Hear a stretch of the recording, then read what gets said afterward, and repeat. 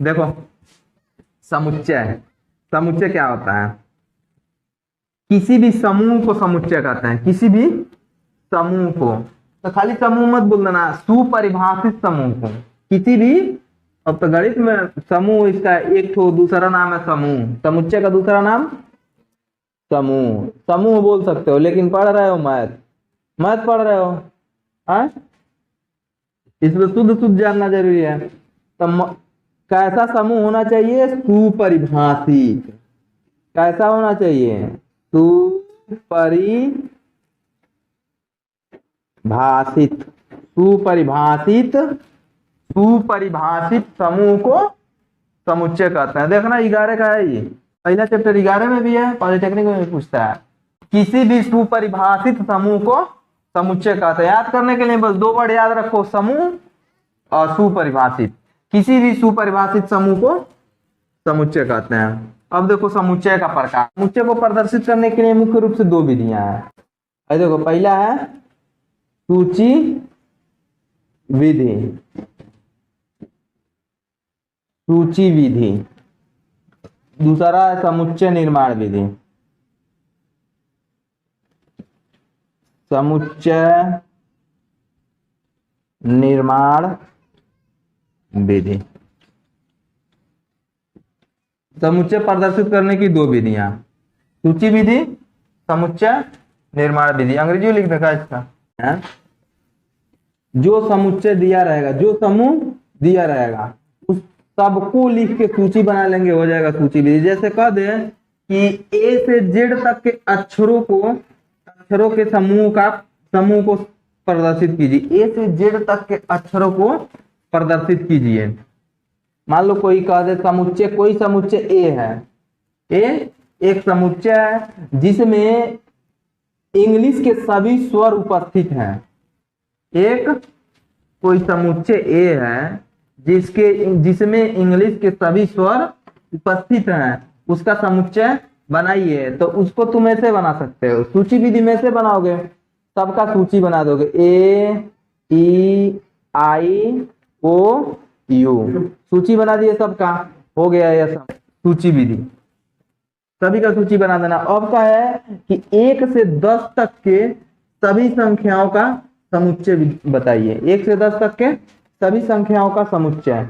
तो मान लो कोई ए एक समुच्चय है जो 1 से 10 तक के सभी संख्याओं को, तो 1 2 3 4 5 6 7 8 9 10 बना दिए, सबको प्रदर्शित कर देंगे, हो जाएगा सूची विधि। देखो समुच्चय निर्माण विधि क्या होता है, इसमें बस एक संख्या लिखते हैं, बाकी वो किस आधार पे लिखा गया है ऐसे लिखते हैं। मान लो कि कोई एक पहले को लिख रहा है, ए से जेड तक सभी जितने भी स्वर हैं सभी के स्वरों का समुच्चय, इंग्लिश के स्वर का समुच्चय।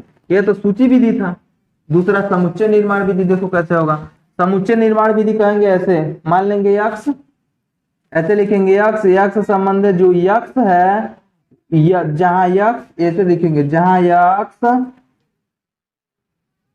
इंग्लिश का स्वर है, ऐसे लिख देंगे ENGLISH, इंग्लिश का स्वर है, ऐसे लिख देंगे, हो गया ये समुच्चय निर्माण विधि। यहाँ देखो अगर इसी को 1 से 10 तक के सभी प्राकृतिक संख्याओं का समुच्चय बनाना हो तो सूची विधि में 1 से 10 तक के सभी को क्या करोगे, एक कोष्टक में, समझने वाले कोष्टक में लिख लोगे, हो गया सूची विधि। अगर इसी को हम लोग समुच्चय निर्माण विधि में देखेंगे तो ऐसे लिखेंगे ए बराबर यक्ष, जहां यक्ष है, यक्ष एक से 10 तक के प्राकृतिक संख्या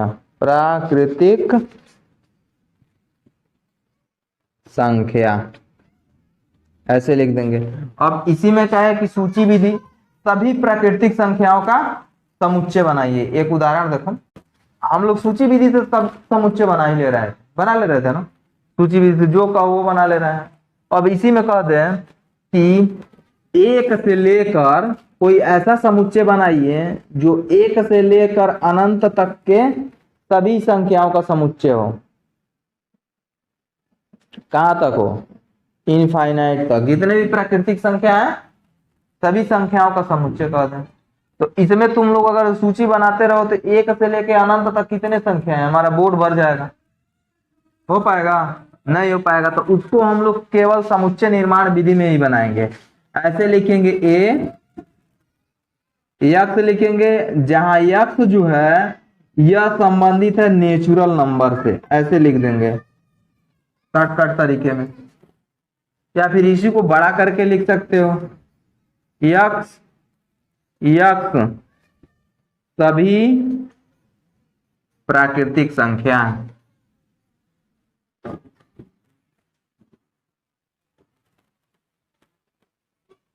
सभी प्राकृतिक संख्या है।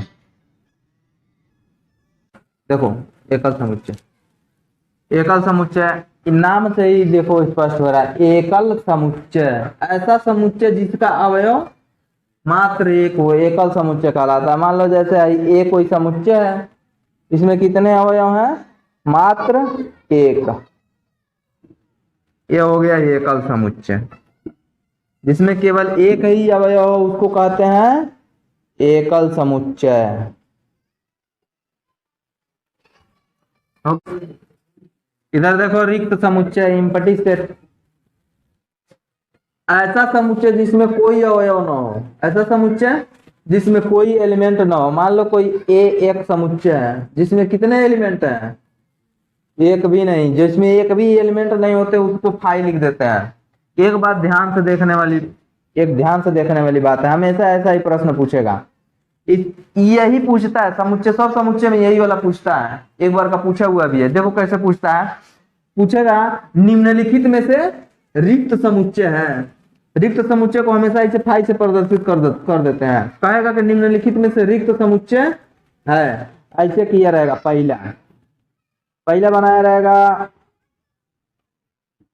फाई, दूसरा का ऑप्शन में रहेगा फाई, तीसरा का ऑप्शन में रहेगा ए, चौथा ऑप्शन में रहेगा इनमें से कोई नहीं।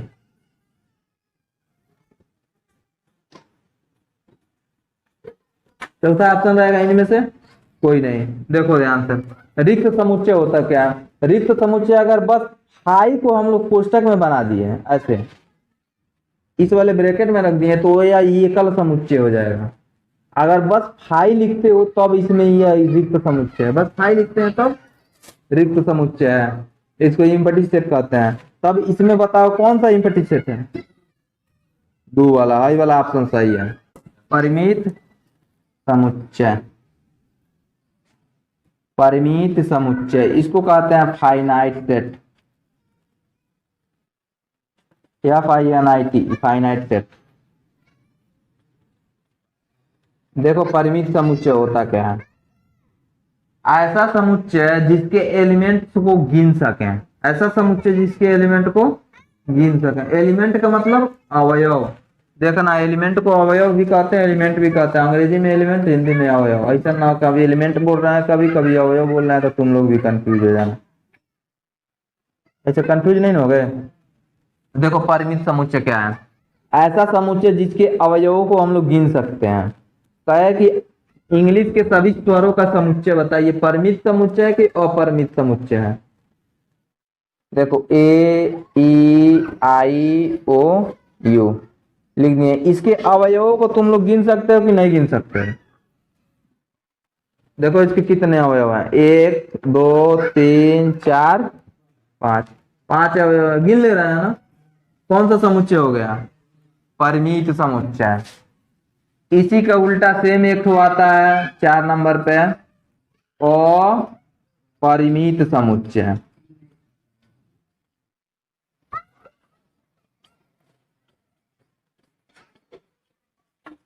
अपरिमित समुच्चय इसको कहता है इनफाइनाइट सेट।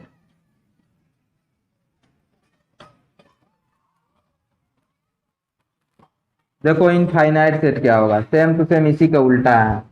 ऐसा समुच्चय जिसको ऐसा समुच्चय जिसके अवयवों को गिन न सके, ऐसा समुच्चय जिसके अवयवों को न गिन सके वो होता है अपरिमित समुच्चय। जैसे देखो यहाँ पे ए कोई समुच्चय है, इसके अवयव है सभी नेचुरल नंबर 1 2 3, इसके अवयवों को गिन लोगे? पता नहीं कहां तक गया है, नहीं गिन पाएंगे, तो यह क्या हो गया? अपरिमित समुच्चय। देखो समान समुच्चय क्या होता है, माना कोई दो समुच्चय ए और बी है, ए और बी दो समुच्चय है, इसके अवयव भी कुछ है और इसके भी अवयव कुछ हैं। अवयव का मतलब एलिमेंट है। अगर ए और बी दोनों के एलिमेंट एक जैसे हैं, सेम टू सेम है, तो उनको कहेंगे समान समुच्चय। समान इंसान किसको कहते हैं? जिसका शकल थोपड़ा हाइट लंबाई सब मिलता है, उसी को कहते हैं ना एक के जैसे। उसी तरह वो है, इसके सब कुछ अगर इससे मिलते जुलते हैं तो इन दोनों को कहेंगे समान समुच्चय। जैसे देख लो इसमें 1 2 3, इसमें भी 1 2 3, तो क्या कहेंगे? ये दोनों समान समुच्चय है। समान समुच्चय के बाद से आता है उप समुच्चय, सबसेट। देखो क्या होता है सबसेट।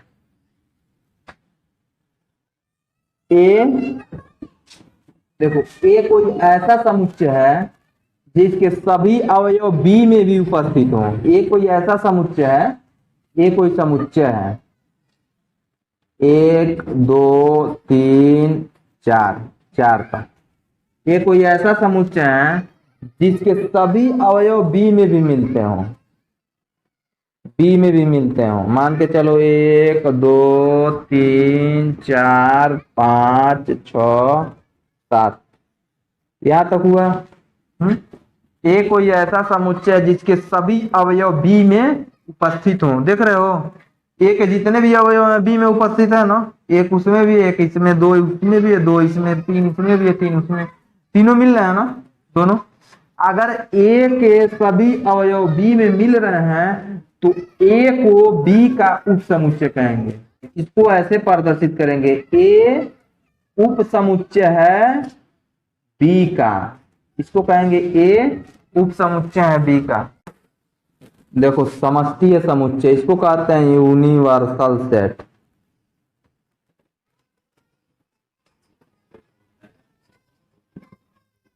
इधर देख लो समष्टीय समुच्चय यूनिवर्सल सेट। देखो ए बी, मान लो ए कोई समुच्चय है, बी कोई समुच्चय है, इन दोनों को मिला के, इन दोनों को मिला के कोई एक अलग समुच्चय बन जाए सी, इसी को कहेंगे ए बी का आई समष्टीय समुच्चय है। इसको दिखाते हैं हम लोग इससे, इससे दिखाते हैं समष्टि समुच्चय। सवाल कैसे पूछता है? कहेगा